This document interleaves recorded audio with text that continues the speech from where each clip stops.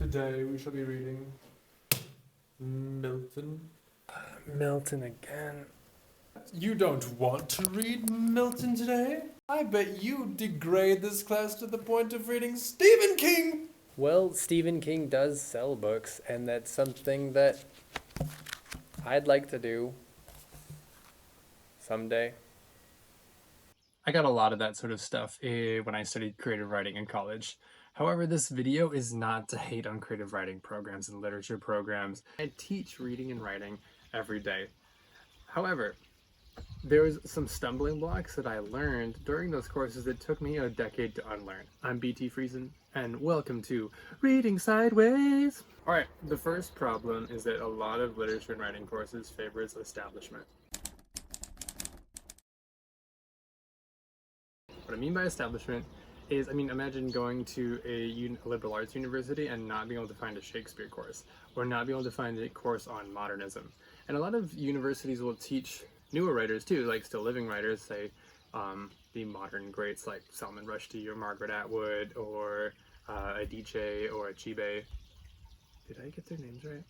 However, a lot of these would be either in their own like special little course. For instance, Salman Rushdie might be in like a world literature course and not in like the main canon course.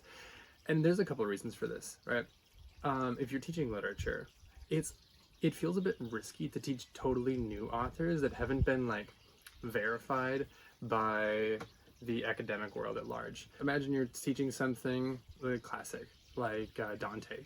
Go onto JSTOR and you can find thousands and thousands of articles on the Inferno alone, right? And so those are like safe things for teachers to teach, and they're great works of literature. There's nothing wrong with that. However, this is the central problem. The first central problem is that we cannot simply write like the writers of the past, but we also should not forget the writers of the past. Great Gatsby, for instance, turned 100 years old last year, and it still feels so real. A story about like new wealth in America that was built on like corruption and like dirty dealing and on the backs of like the working class who live in this horrible place, and he's just got like opulent wealth. Seems pretty real today. The problem with just studying the old greats and ending up is that we end up emulating them and we become Pierre Menard. Do you know who that is? You don't understand my reference to a very obscure fictional writer who isn't even a real person? Pierre Menard comes from a short story by the Argentinian writer Jorge Luis Borges. And he is a fictional writer, Menard is. He's attempting to write the Quixote, based on like Don Quixote by Cervantes. However, he doesn't just want to like copy it down, and he doesn't want to make a modern version of it.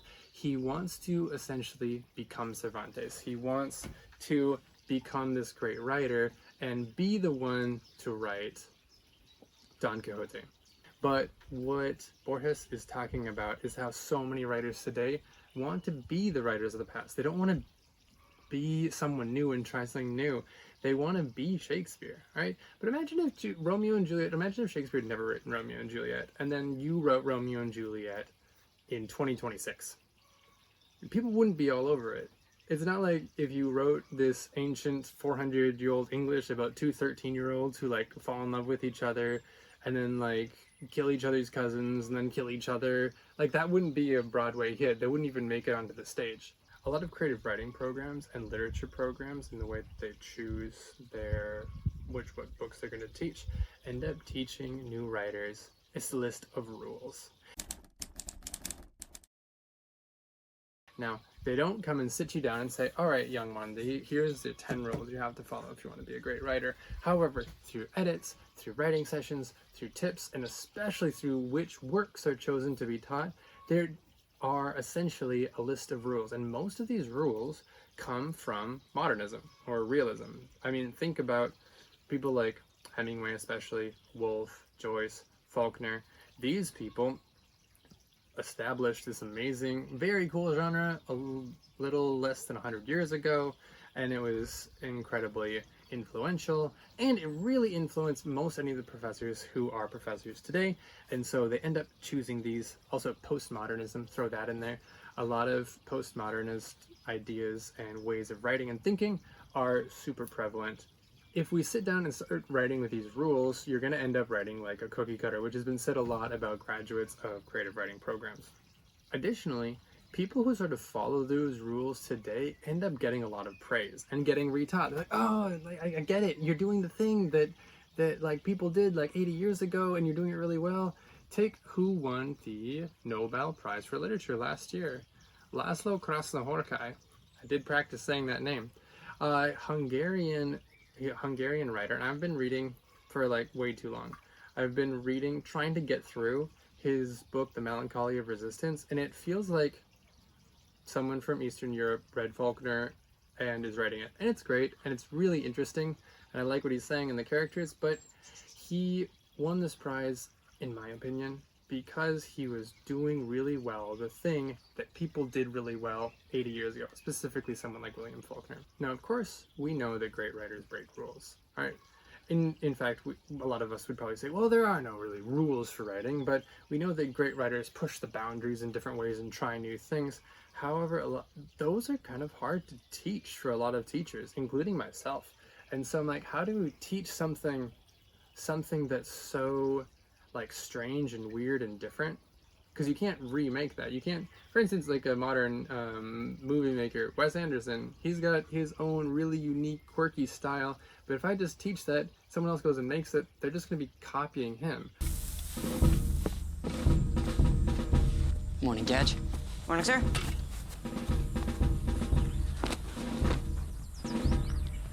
And so people sort of go back to these rules. Of course, just because you went to like a liberal arts university and studied reading and writing literature doesn't mean you're gonna be a cookie cutter. I mean, these people, everyone from like James Joyce to Tupac to Florence and the Machine, right? And none of these, you couldn't say any of these people are cookie cutters. The third problem then is kind of like what you're, oh, train's coming past.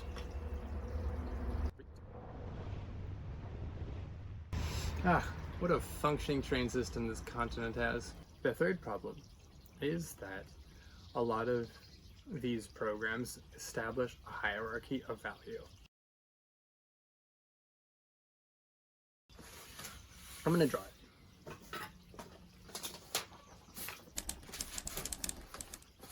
So, at the top of our pyramid, and it is a pyramid, there's a lot less written in this sort of area, and a lot more written near the bottom. At the top here, we might have, again, I'll go back, William Faulkner, James Joyce, things like Ulysses and Finnegan's Wake especially. More modern work, like Infinite Jest is up here. Things like Krasznahorkai are up here. Things like Woolf are up here. And now what all those have in common is they're very experimental, very interesting, they're very like, setting new genres and stuff like that, but they're all complicated as fuck, right? They're really hard to read, and they're complicated on multiple levels. They're complicated on like a sentence level, they're complicated on like a deeper meaning level, and they're also complicated in all of the things that they reference.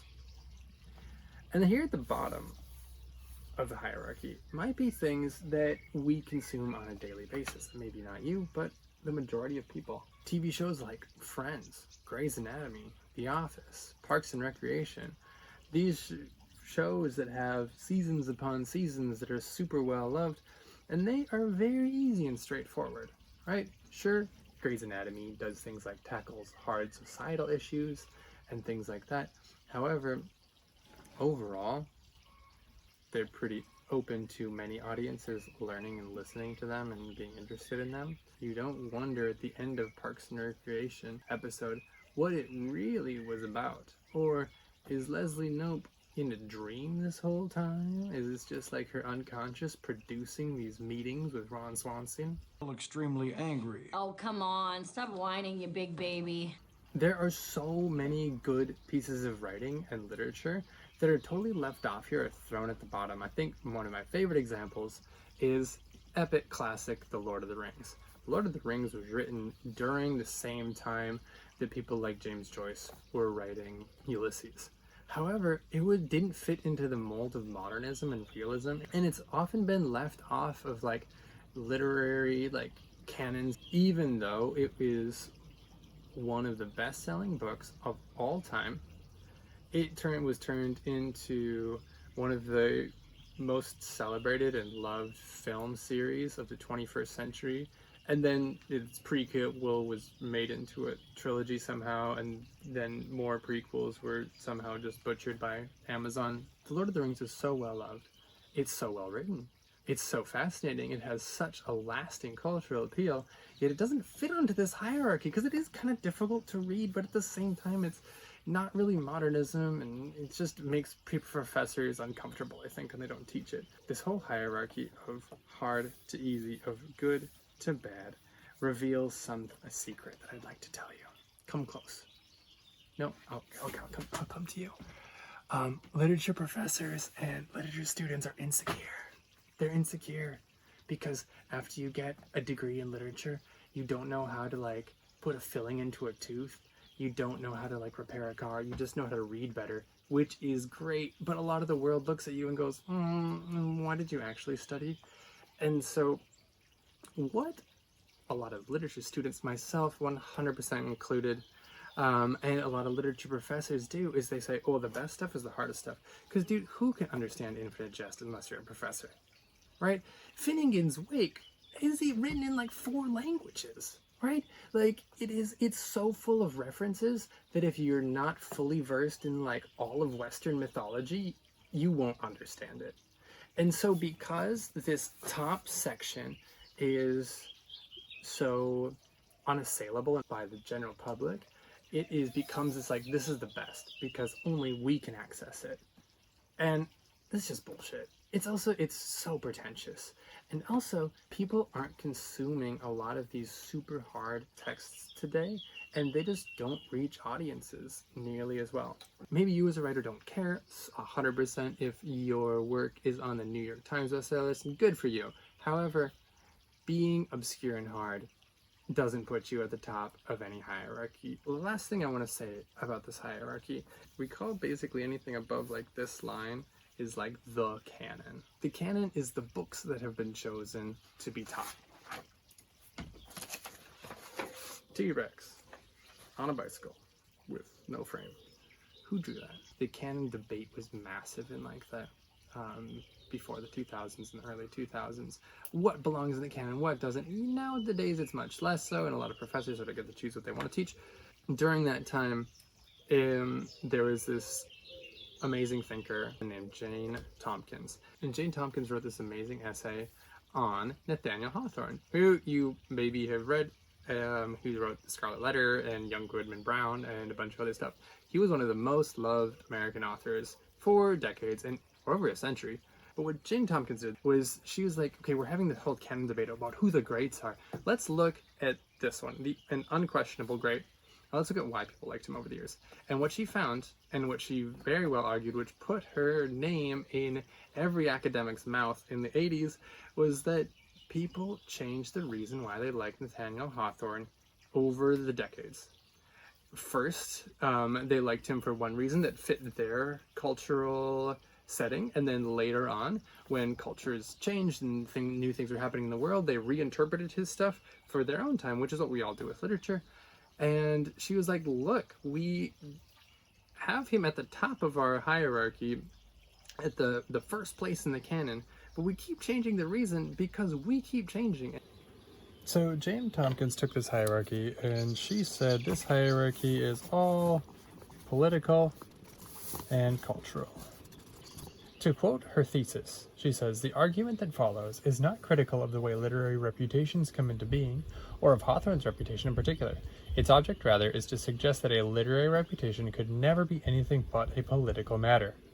While she was criticizing this hierarchy, there was another movement brewing. If you noticed, all these people at the top, all of them pretty much are straight white men. And of course, we've got Wolfe up here. We could add the Bronte sisters and Jane Austen holding it down for the ladies.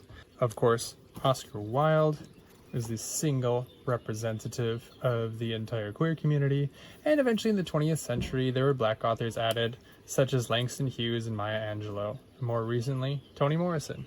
And often these folks are taught in their own course called African American Literature.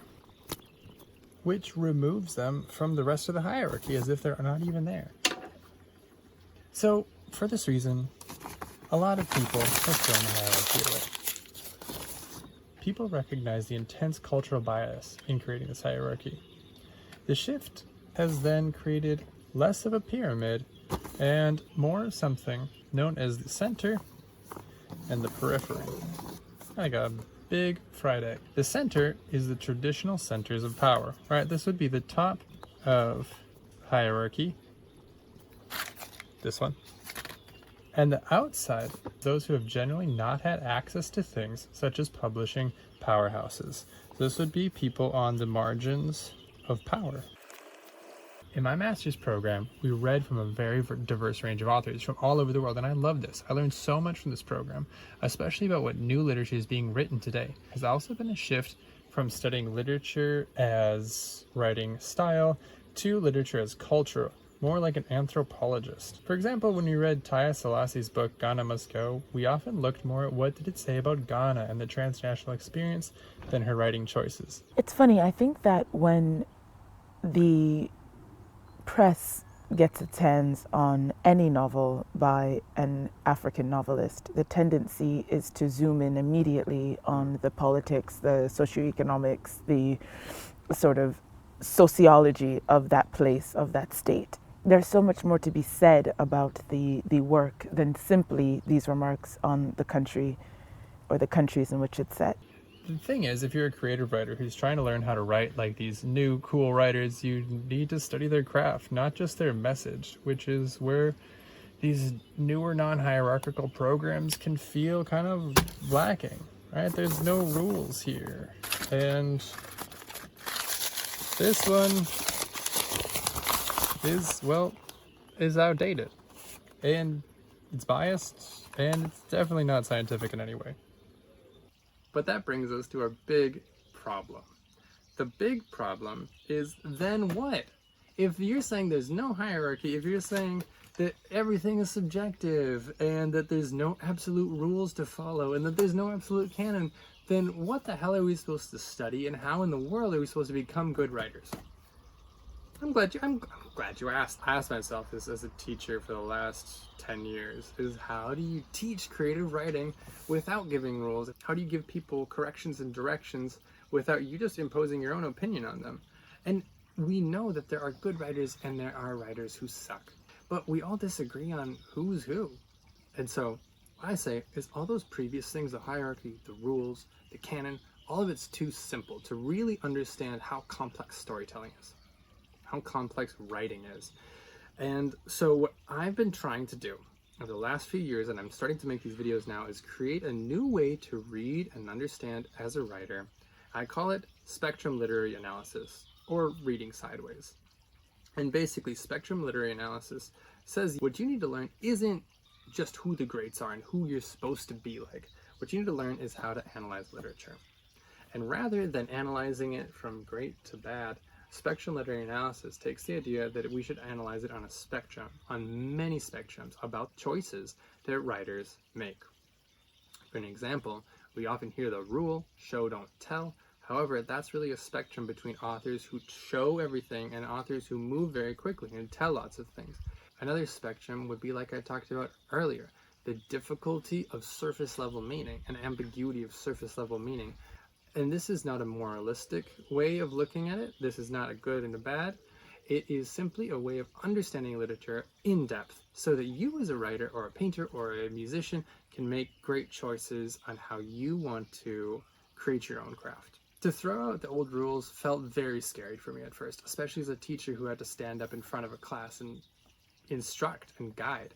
However, now that I've come to understand this more, I feel so much freedom. Simply put, spectrum literary analysis says that pretentiousness gets in the way of understanding. The hierarchy and the canon do not create more understanding, they create less understanding because it puts in so much bias that you only see the world one way. Secondly, because of that, the rules are not rules, they are seen as spectrums where you as an artist can make choices on all of them. Thank you for watching this video. I hope that you can come with me on this journey. Next week, I'm going to be putting out one about who follows the rules and who breaks the rules. And we're going to go on from there on different spectrums. Thank you. All right, guys, I want to hear from you. What is the most pretentious comment or take you've gotten from an English teacher or classmate?